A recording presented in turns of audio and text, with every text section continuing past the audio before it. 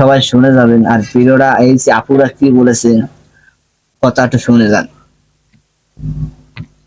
অনেকটা ভিডিও ভালো লাগছে, তার কথা আছে, কথাগুলো বলছে আমার কাছে অনেকটা খুব ভালো লাগছে। আপনাদের কাছে কি ভালো লাগে না লাগে তা দেখার বিষয় না, কথা শুনে যাবেন, ঠেলা দেবেন না। ইন্টারন্যাশনাল অস্কার অ্যাওয়ার্ড নোবেল সে সেটা হারাইছে। অনেক মেয়েরা মনে করে সুখ মানে বাপের বাড়ি। বাড়ির মালিক রেখে মিস্ত্রির হাত ধরে বা অনেক মেয়েরা আছে স্বামীর অবাধ্য হয়েও বাবার বাড়ি গিয়ে অনেকদিন থাকে, জিনিস আছে দেখে কিছু স্বামীর সাথে তর্ক করে বাবা মার কাছে গিয়ে থাকে, মানে বাচ্চা কাচ্চার স্কুল ছুটি হয়ে গেলেই বাপের বাড়ি দৌড় দেয়। বঞ্চিত পোলাটা লাইফ হাজবেন্ড চাচ্ছে না, পছন্দ করছে না, বাপের বাড়ি চলে যায়। অনেক মেয়েরা মনে করে বাবার বাড়ি অনেক অনেক সুখ, ছেলের লাইফ নষ্ট করার কোনো রাইট নাই। কিন্তু একটি ডিভোর্সি মেয়ের কাছে পদ্ধতি আছে, তুই গিয়ে কিছুক্ষণ জিজ্ঞেস করবেন বাবার বাড়ি কেমন সুখ, কোটিপতি হয় সম্মানের মতো যদি খুব ভালো অ্যান্সার দিয়ে দিবে।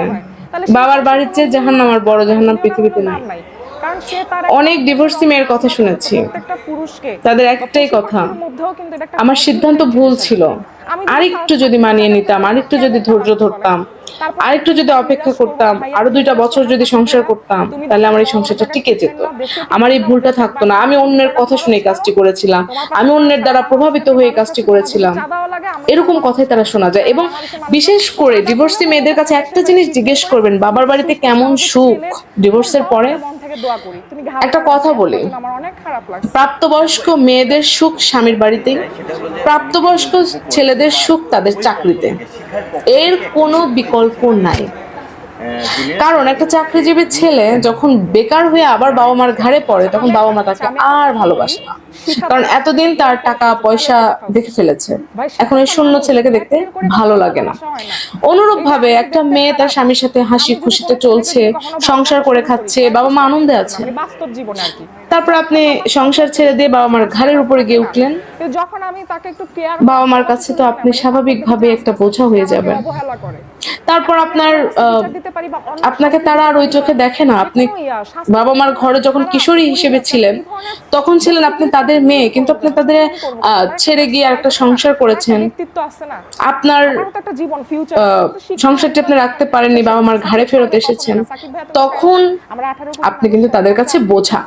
এই জন্য আমি মেয়েদেরকে একটা কথাই বলবো, আপনারা স্বামীর ঘর ছেড়ে যান, সমস্যা নেই, আমার কি, আপনি যাবেন, আমার কোনো সমস্যা, কিন্তু তারপর এতগুলো কথা কেন বলছি, আপনি যাওয়ার আগে ভাবেন। একটা কথা আছে না, ভাবিয়া করিও কাজ, করিয়া ভাবিও না। আপনি এক কারোর মানে পর কথা শুনে স্বামীকে ছেড়ে দিলেন, ডিভোর্স দিয়ে চলে গেলেন, আপনি আপনার সংসার থেকে চলে গেলেন বাবা মার ঘাড়ে, বাবা মা ভাই বোনরা ডিভোর্স হওয়ার পরে যখন আপনাকে খোঁটা দিবে, আপনি জীবনেও সহ্য করতে পারবেন না ভাই, এটা হয় না। আপনার তখন কলেজা ছিঁড়ে যাবে, তখন মনে হবে আরে স্বামী যাই করতো দিন শেষে খাবার তো এনে দিত। আর আপনার বাপের বাড়ি তখন আপনাকে নিজেকে মেহমান মনে হবে, তখন তারা কথা বলার পরে যতই আপনার খাবার সামনে দেখছে, খাবারটার গলা দিয়ে নামে না ভাই। এই জন্য আমি মেয়েদেরকে বারবার বলবো, আপনারা ধৈর্যশীল হন, আপনারা ডিভোর্সের ব্যাপারে অন্তত কারোর সাথে আপনার বিবেককে কাজে লাগান, কে আপনাকে কোন বুদ্ধি দিচ্ছে সেটাকে বোঝার চেষ্টা করেন। এবং একটা কথা খুব ভালো করে মনে রাখেন, জীবন মানেই সুখ দুঃখের এপিঠ। আপনার জীবনে সাংসারিক জীবনে অনেক কষ্ট আসবে, কিন্তু তার পেছনে সুখ থাকবে। একটা মানুষ আপনাকে প্রতিদিন বকা দেয়, আপনি কিচ্ছু বলেন না, 7 দিন 10 দিন পর ওই মানুষটার একদিন বুঝ হবে, এতগুলা বকা দিলাম কিচ্ছু হলো না, তার বকা দিয়ে লাভ কি, ও বেচারা সাধারণ মানুষ, থাক কিছু না বলে। ঠিক অনুরূপ ভাবে আপনি ধৈর্য ধরবেন, ধৈর্য ধরবেন, ধৈর্য ধরবেন, একদিন আল্লাহ পাকের পক্ষ থেকে ওই মানুষটার মধ্যে একটা বুঝ আসবে।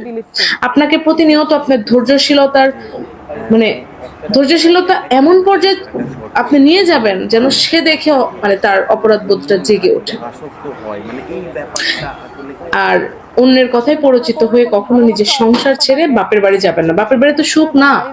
একটা মেয়ের জন্য বিয়ের আগে বাবার বাড়ি মানে যতটা মধুর, মেয়েদের মাথার মধ্যে ওইটাই কাজ করে যে আমার তো অনেক আদর আপ্যায়ন, আমি তো অনেক কিছু জীবনে দেখছি, আমার বাপ মা আমার জন্য একদম জান প্রাণ উজাড় করে দেয়। বা একটা মেয়ের যখন বিয়ে হয়ে ডিভোর্স হয়ে যায়, ওই মেয়ের জন্য বাপ মার জান প্রাণ উজাড় করে দেয়। একটা ডিভোর্স মেয়ের সাথে কথা বলে ডিভোর্স দিবেন, আপনারা যদি মানে মনে করেন আপনার সংসারে তুমুল অশান্তি, তুমুল কষ্ট, আপনাকে একদম ডিভোর্সে যাইতেই হবে, যদি এরকমটা মনে হয়, তাহলে আমি আপনাকে একটা কথা বলি, আপনি ভাই কারোর কাছে যাওয়া লাগবে না, কোনো ডক্টর কনসাল্ট করা লাগবে না, কোনো আত্মীয় স্বজন বন্ধু বান্ধব কারোর পরামর্শ নেওয়া লাগবে না।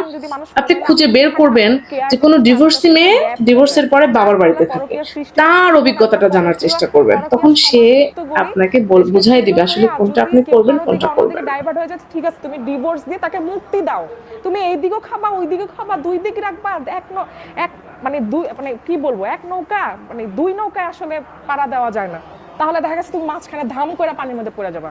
ঠিক আছে, এটাই।